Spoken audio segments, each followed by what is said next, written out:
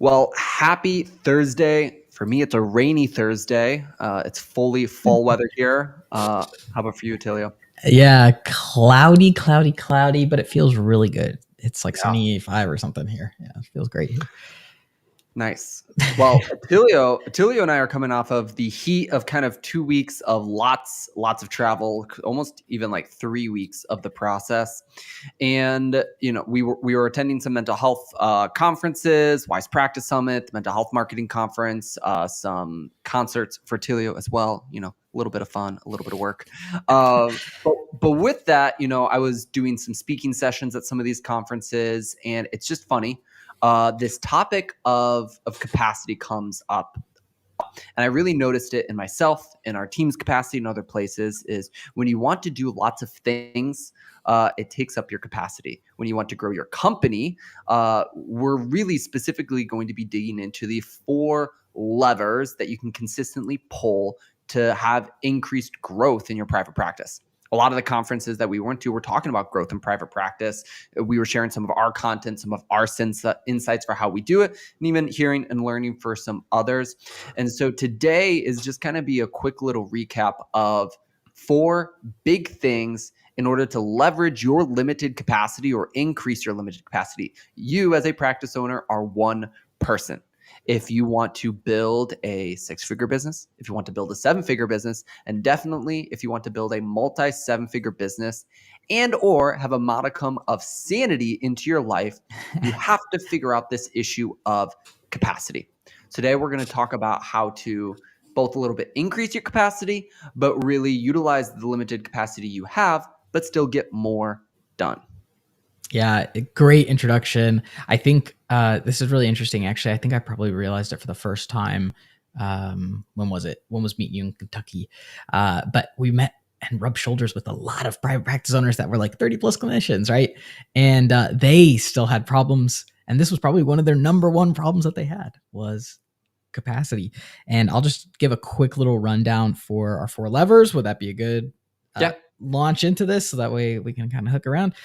So number 1 is going to be using team. Number 2, software. Number 3 is going to be partnerships. And then number 4 is, I'll just call it saying no to things. Just say no. Yeah. So go ahead. I'll let you go ahead and rock it.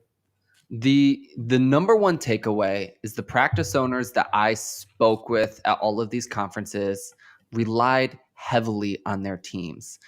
They've almost, in some ways, promoted themselves into incompetency. At least the best ones and the biggest ones, being a little bit harsh, but they are so reliant on their teams, on their clinicians, on their intake coordinators, but in a really great way. They've taken stuff on and then figured out how to give stuff away. And I think we hear all the time in terms of this team process, oh, you need to delegate. You need to delegate. Delegation is actually really hard. And I think the most common lesson or anecdote that's given about delegation is that you need to delegate the things that you don't like or aren't good at. My follow-up to that, especially since that's advice that's given a lot, is that you need to delegate the things that keep your day-to-day business running successfully. You need to delegate the things that keep your day-to-day business running successfully. Meaning, if that thing doesn't get done, your business doesn't run properly. The more things you can delegate that are like core to the essential function of your business, the more capacity you'll open up to go build new things that are essential to the business and more things that are essential to the business. So someone taking phone calls, maybe you do like to do that. Maybe you don't like to do that. It doesn't matter. But someone answering the phone and setting appointments for first sessions is a necessary function of the business. The faster you delegate that, the sooner that part of the business can be functional day-to-day off your plate. So in some ways, I'd say, yeah, prioritize the things you're not great at or don't do well at, but maybe just in general, prioritize delegating into a team and building a team around these have to get done on a daily basis. And if they don't, the business doesn't function or grow, because that's where we see capacity run out really quickly. You can't do everything in your business if you want to grow. Yeah, I might give one other note on this is take a look at some of the things that you can like just assign yourself maybe a dollar sign value as the business owner, and tasks that are the lowest cost elements, do those and delegate those out first in some capacity. That's like, hey, you're administrator. That's a low cost purchase as a business owner, but it's responsible for a lot of the day to day ins and outs. They're also a low cost buy for a lot of time back, typically for you. If you were handling that position, it's like $250 an hour, right? Or whatever number you assign yourself. And instead, you could purchase someone who's really, really awesome, maybe at their job, for like maybe $25 an hour. And so you can just nail it and then move on, really, right? You set up some trainings, you set up some preliminary elements, they kind of dig their heels into the position, and then they start kicking some butt for you. That's another way to take a look at it. And then I think there is a culture of leadership that comes to running an effective team and managing an effective team. And one really, really solid tactic, obviously, like putting together great training, setting up great expectations. Your first week with a new employee is a critical week. It's how you set the stage and standard for what's going to happen from now on with the company. And it's really easy to set that stage well, and it's really easy to set that stage poorly. And so set a really solid stage and foundation early. And then finally, a tactic that I need to get better at using is the 1-3-1 principle, which is have one problem, come up with 3 possible solutions, and give me 1 recommendation. So when someone comes to you with a problem, ask for 3 possible options and ask for their recommendation. More often than not, you're going to find that they probably just have the right thinking on their shoulders, and you may just have to like tweak it or be like, actually, I think this option might be a little bit better, and then just rock it from there. So just some pointers on some effective team and speediness on capacity there. I'd even then, to take that a step further, when you hire someone new, figure out what onboarding looks like. No one's going to be at 100% when you first hire them. They actually start at 0%. Your level of investment, training, and onboarding takes them from 0 to 100% in the role. So question for you as the leader and as the owner, how long in an ideal situation should it take someone to go from 0 to 100%? Is that a 30-day time frame, a 90-day time frame, something longer, something shorter, and then put together a process that holds them through that and maps out that training, that onboarding, and that application process to whatever time frame you think is realistic to get them from 0 to 100%. Let's move on and talk about software. I think this is one that you all have an EHR at the moment and utilize that heavily in order to leverage time and energy. I think this is one where the application of software can be really difficult. You kind of have to have helpful use cases, trainings. It can be really slow to implement new software at first. However, maybe Attilio, what are some core problems or core time savers that if we slow down and we put software in place would increase capacity? Yeah, software is incredible, right? It's something that runs and you don't have to be there for it. So I think some of the elements in here is there's really the one absolute point for every single practice is going to be your EMR, right? So that the electronic health records, however you want to call it. I have seen time and again, simple practice is just leading the charge and on almost every front. And there's templates inside of simple practice, templates for just about everything, templates for bookings, templates for billings, template for lots of stuff. Use templates, set up templates. They kick some butt. They move things really fast, whether you're an administrator or otherwise. Also, pulling reports from these systems is going to be super helpful way for you to get a good eye on what's working, what's not working. Software is an incredible tool because it just carries so much data with it. And so data gives you a line of sight. Data lets you see beyond just the day-to-day, and it lets you see 3, 6, 9, 12 months in the future, or even more.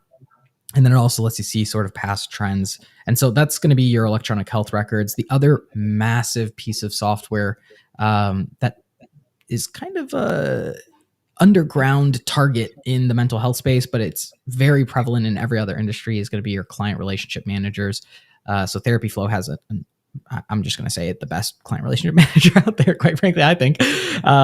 And so, this client relationship manager manages what happens with people before they become a client of yours. So this is going to manage your marketing and your sales stuff. And inside of marketing and sales, there's a lot of actions that go in there. And oftentimes software can do a lot of the heavy lifting. Doesn't replace a person, but does a lot of the heavy lifting.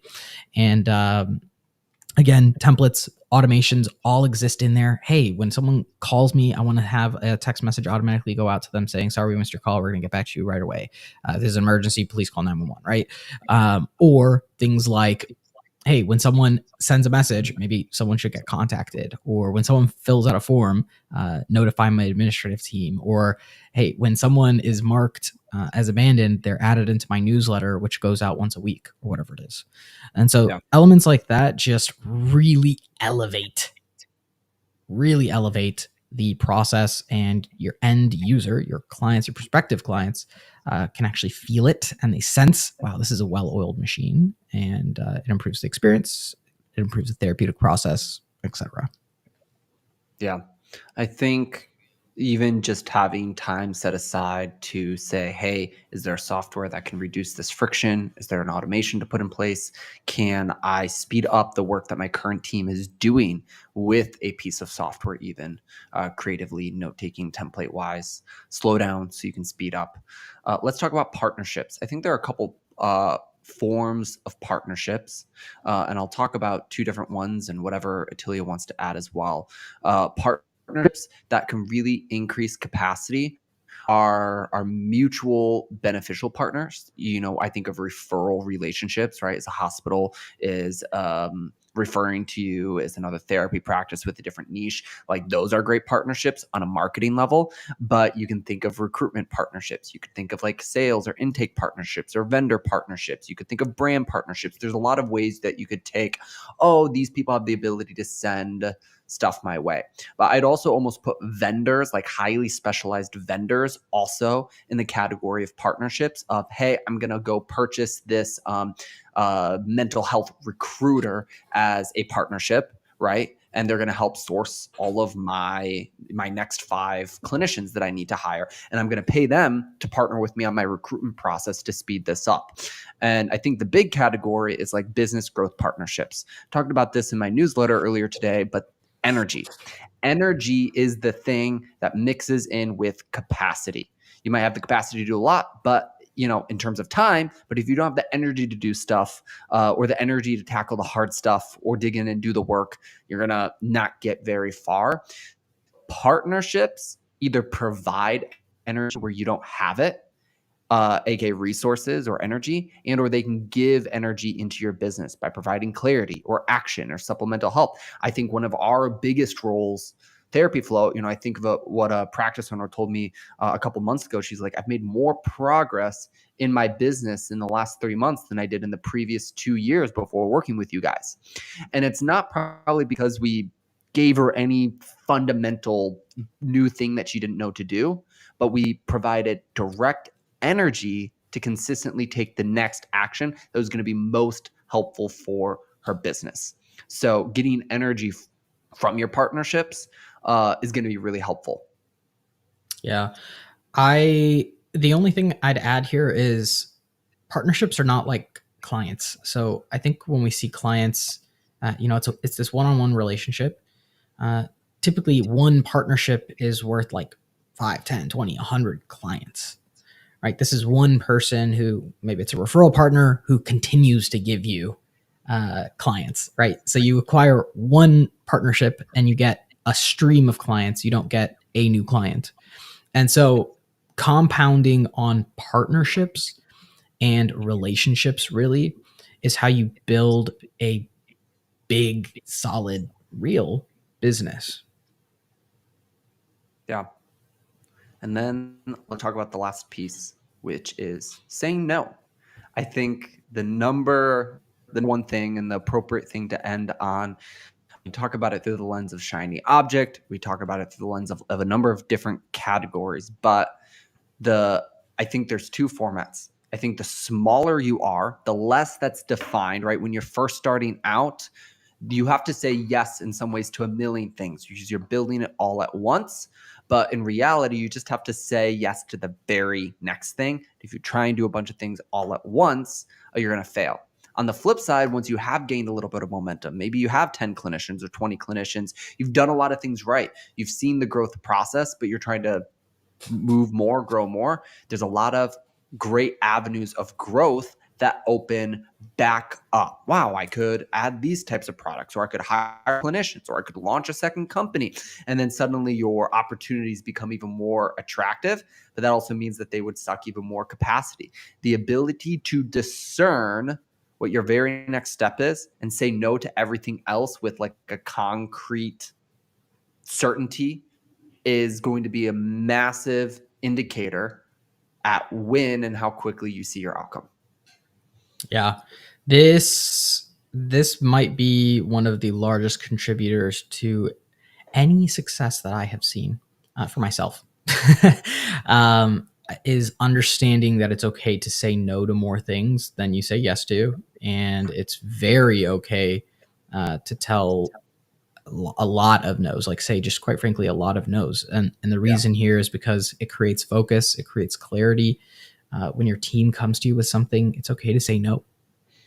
It creates clarity, it creates direction. It's one of the single largest drivers to focus and to speed, in my opinion. And oftentimes, one of the greatest indicators to failure is if you're saying yes to a lot of things. I think of the person who's trying to start up and run 3 businesses at once. I think of the person who We've been there, by the way. yeah, we've been there, and I say it because that's like we've literally done it. And so I also think of the person who is saying yes and their whole schedule is entirely full, and you just continue to say yes, maybe to more clients or maybe to more whatever it is. Just continuing to say yes is a massive indicator for failure in my eyes now. And if you're a growing group practice owner who's still doing sessions, I think one of the biggest transition points that we see have to happen is either a massive or complete reduction of clinical sessions, even if it's just for a period of time. It's one of the biggest things that utilizes your emotional, your creative, and your business building capacity is when you're still doing a lot or any clinical sessions. For many of our practice owners, they did not see the growth they truly wanted to have in their business until they said no to it. And for some, it was permanent. And for others, they came back to it a year later or, when it made sense after they grew the business a little bit. But just as a last tidbit, if you are at that stage, that's one of the areas we see people get stuck on. They don't want to let go of the therapist hat for a little while and put on the business owner hat. However, every single practice owner that I have seen do that, they've typically really grown their business directly following. Yeah. And it's hard, guys. We know it is. It's hard to make that transition, especially with clients, right? Like continuation of care, et cetera. So I feel you. I hear you there. It's easy to say these things on camera, but it's hard to do them in real life. And so we're just hopefully helping you get the right framework so that way you can make it actually happen. Maybe in time. Doesn't have to happen today, right? 100%. Pleasure, guys. We'll see you next Thursday.